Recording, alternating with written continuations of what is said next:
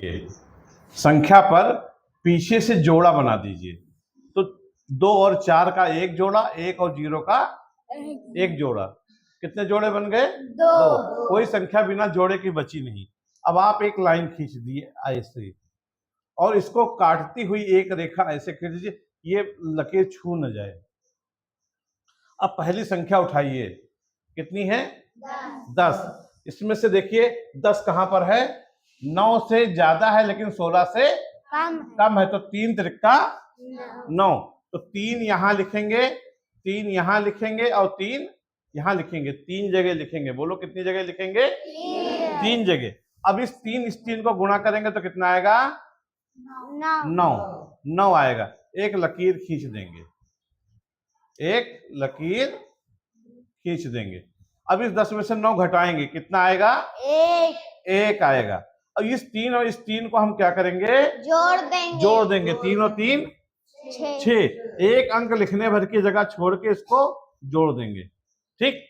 सबसे पहले आपकी संख्या है, संख्या में पीछे से हमने जोड़ा बनाया, जोड़ा बना के एक लकीर खड़ी, एक बेड़ी जो एक दूसरे को काटती है, खींच दिया। उसके बाद पहला जोड़ा उठाया, उसके लिए हमने वर्गमूल का पहाड़ा पढ़ा। जो 10 से ज्यादा ना हो तो होता है 3 त्रिका 9, 4 चौक 16, ज्यादा हो जाएगा तो क्या लेंगे? 3 त्रिका 9। 3 को कितनी बार लिखेंगे? 3 बार। जो भी संख्या हम लेंगे उसको लिखेंगे 3 बार। एक उस 10 के बगल में, एक उसके ठीक नीचे और एक ऊपर जहां भागफल लिखा जाता है।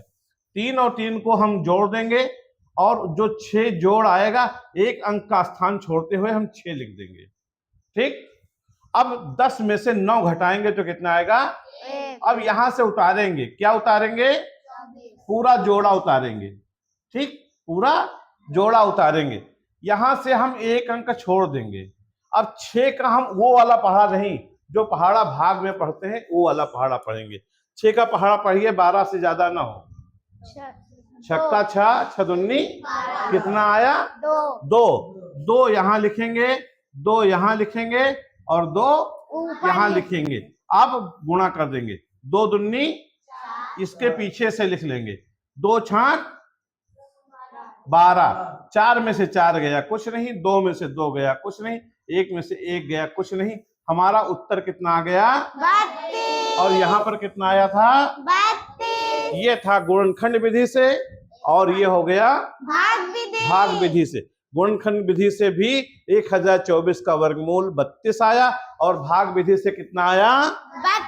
32 आया। इसका मतलब हमारा सवाल सही है।